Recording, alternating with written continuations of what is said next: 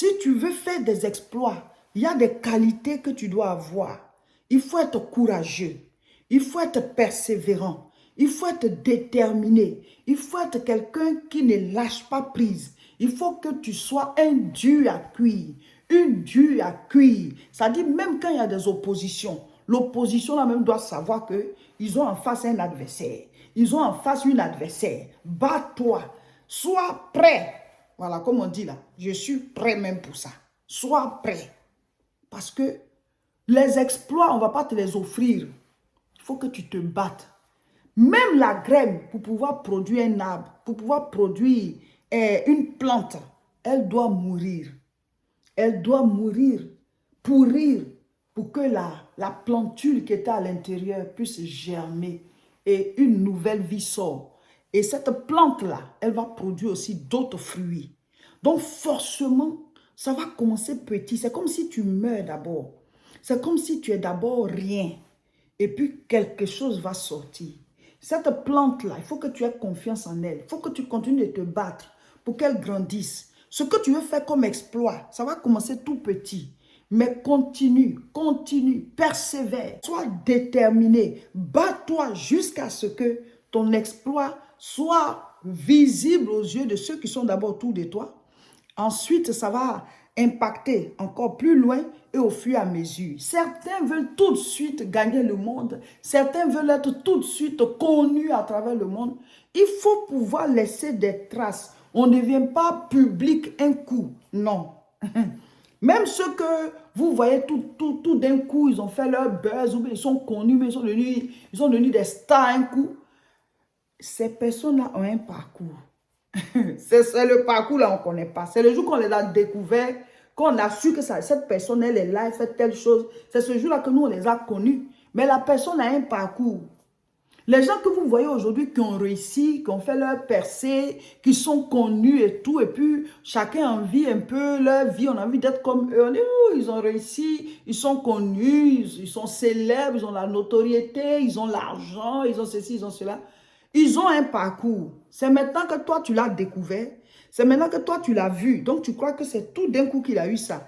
Mais cette personne a un parcours. Elle a dû commencer dans l'ombre. Elle a dû commencer dans l'ombre. Elle a dû souffrir, raser les murs, croupir d'abord, se battre. Et c'est quand elle est connue que tout le monde voit, on pense que c'est là maintenant qu'elle vient de commencer. Non, chacun a un parcours. Il y a des gens, tu es en train de chercher à faire tes exploits. Tu as commencé tes activités, mais ton rythme est brisé, ton élan est brisé, tu es découragé parce que tu croyais que ça allait avoir tout de suite du succès.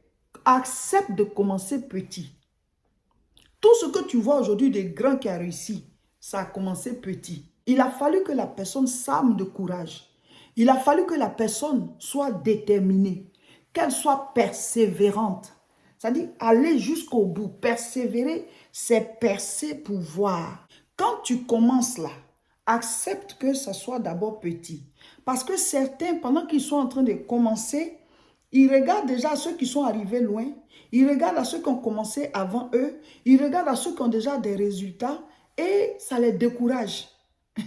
Tu ne peux pas demander à un enfant de 3 mois de courir. Ce n'est pas possible. Il faut que tu apprécies tes efforts par rapport à ce que tu avais fait hier, par rapport au niveau où tu étais hier et au niveau où tu es aujourd'hui. Apprécie-toi à ta juste valeur et selon ta propre évolution. Selon ta propre évolution. Mais ne te compare pas à quelqu'un. Tu n'es en compétition avec personne. Tu es en compétition avec toi-même. Pas pour t'en vouloir, mais chaque fois, tu essaies de faire mieux, plus que ce que tu avais fait hier. Amen. Bonjour, cher peuple de Dieu. Soyez bénis, recevez le Saint-Esprit. Hier nuit, chacun de nous devait faire sa mini-veillée individuelle. Nous croyons que vous l'avez faite et ce sont des moments intenses entre nous et le Seigneur. Pendant 1 heure, nous prions et hier, on devait faire le combat spirituel contre tout ce qui attaque nous et nos familles. Le sujet de prière d'aujourd'hui, c'est une proclamation. Je proclame ma réussite, mes exploits, mes percées au nom de Jésus. Nous devons proclamer cela dans la journée d'aujourd'hui et on ajoute nos 10 sujets et on prie. Mes frères, mes sœurs, il y a puissance dans la prière. forcément les portes vont s'ouvrir, forcément chacun de nous va faire ses exploits. Nous sommes en train de parler de faire des exploits avec Dieu. Et cette semaine, nous parlons de comment faire des exploits avec Dieu. Nous, on ne veut pas faire des exploits seuls. On veut être accompagné par Dieu. On veut faire ces exploits-là avec lui. Et nous avons tout au long de la semaine expliqué, voilà, certains domaines des exploits. Tout ce que vous voyez aujourd'hui de grand, ça a commencé petit. Ça paraît normal, hein, mais il faut que tu l'acceptes dans tes pensées, tu l'acceptes dans ta conception, que tu dois commencer petit. Ça va commencer petit. Mais il faut que tu sois courageux. Il faut que tu t'armes de courage, de persévérance, de détermination pour aller à chaque étape jusqu'à la fin. Mes frères, mes sœurs, tous ceux qui ont réussi n'ont pas réussi facilement. Si réellement tu comptes sur lui et tu agis en fonction de lui, Dieu va t'accompagner et tu auras tes résultats à toi. Mais il faut que tu comprennes les lois de la vie. Il faut que tu comprennes les lois de cette vie-là. Rien ne commence grand. Si tu veux faire tes exploits, accepte de commencer d'abord tout petit. Accepte de commencer tout petit et sois courageux pour que ce que tu es en train de faire là, tu puisses aller d'étape en étape, suivre ces étapes-là jusqu'à ce que ça devienne grand. Et même quand ça devient grand, il faut que ça puisse s'étendre. Tu dois toujours t'armer de courage parce que tu auras des oppositions. On l'a vu hier, où Néhémie voulait rebâtir la muraille de Jérusalem, mais il était opposé à certaines personnes qui ne voulaient pas. Donc, tu auras des oppositions humaines, des oppositions de la nature, des oppositions des circonstances, des oppositions des démons. Tu auras des oppositions, des difficultés, des choses qui vont vouloir t'empêcher d'accomplir tes exploits. Accepte de commencer petit et sois courageux. Même Jésus-Christ, le Fils de Dieu, il a dû commencer dans le sein maternel, comme nous tous. Il a commencé d'abord dans le sein maternel comme fœtus, comme nous tous. Ensuite, il est né, il est passé par les différentes étapes d'évolution jusqu'à ce qu'il devienne adulte. Accepte de commencer petit et sois courageux. Nous voulons faire des exploits. On a fait une vidéo où on vous a donné des pistes par rapport à ta vie. Tu gagnes déjà ta vie, mais tu ne dois pas laisser tes talents sommeiller.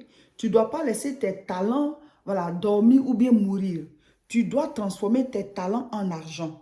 On vous a donné des pistes de comment commencer. Le monde là s'oppose à toute réussite parce qu'il y a le péché sur la terre. Donc les circonstances s'opposent, les hommes s'opposent, toi-même aussi tu t'opposes parce qu'à un certain moment tu es découragé, tu as la paresse et tout. Donc il y a opposition partout. Donc tu dois t'armer de courage. C'est pour ça qu'on doit prier. Parce que quand tu pries, tu as une force surnaturelle qui t'aide dans la réalisation de tes projets, de tes exploits. Je ne sais pas à quel niveau vous êtes. Il y a des gens, c'est maintenant qu'ils vont commencer à pouvoir mettre sur pied certaines choses. D'autres ont déjà commencé, certains sont déjà arrivés à un certain niveau. Il y en a qui sont déjà connus. Voilà. Par rapport au niveau où tu es là, sois courageux, sois persévérant, sois déterminé. Mets Dieu avec toi. Avec Dieu, nous ferons des exploits. On a déjà expliqué comment on met Dieu avec nous. Ce n'est pas la prière, pas la lecture de la parole. Tu nourris ton âme de la parole. Et puis, chaque jour, tu marches en fonction de cette parole. Donc, Dieu, lui, te guide et toi, tu agis et sa main t'accompagne. Chaque fois que Dieu envoie quelqu'un, il dit, je serai avec toi. C'est la main de Dieu avec toi qui va te donner la victoire. Mais il y a des choses que toi, tu dois faire étape par étape pour que ton talent, ou bien tes activités, ou bien l'exploit que tu as commencé là, que ça puisse vraiment faire une explosion. Dieu veut que tu brilles. Prends conscience de cela. Il dit, on n'allume pas une lampe pour la cacher. Mais au départ, tu vas commencer à briller et au fur et à mesure, ça va grandir. Ce n'est pas tout d'un coup, tu deviens public. Mais accepte d'abord d'être petit et accepte les différentes étapes de ton évolution jusqu'à ta percée. Maintenant, quand tu as atteint cette percée, c'est dans quel but? C'est pour la gloire de Dieu. Toute gloire appartient au Seigneur, car c'est à lui qu'appartiennent au siècle des siècles l'honneur, la puissance et la gloire. Donc, même quand tu fais ta percée, tu rends toujours gloire à Dieu. Tu dois rester humble. Tu dois dire tout pour sa gloire. Ce n'est pas par mes propres forces, mais je puis tout par celui qui me fortifie. De sorte que quand on veut te glorifier, tu rends toujours la gloire à Dieu. Quand on veut t'applaudir, tu applaudis aussi Dieu. C'est comme ça. Et donc, tu as toujours la tête sur les épaules et tu continues de gravir. Mais quand tu commences à devenir orgueilleux, parce que tu as déjà fait une première percée, ta chute n'est plus loin, car l'orgueil précède la chute. C'est-à-dire, la chute là est enfantée par l'orgueil. Le papa de la chute, c'est l'orgueil. Et l'humilité précède la gloire. Donc, le papa de la gloire, c'est l'humilité. Plus tu es humble, plus tu accèdes à la gloire. Donc, dans vos percées, dans vos exploits, quel que soit le niveau où vous êtes, quand vous aurez déjà des premiers résultats, on va vouloir vous glorifier. Glorifier Dieu. Quand on te fait la passe, tu fais la passe à Dieu. On te rend une gloire, tu la rends à Dieu. On te fait la passe, tu fais la passe à Dieu. Parce que la gloire doit toujours revenir à Dieu. C'est comme ça que tu vas continuer de faire tes percées. Accepte de commencer petit. Suis chaque étape. Sois persévérant. Sois courageux. Et sois avec Dieu. C'est avec Dieu que nous ferons des exploits.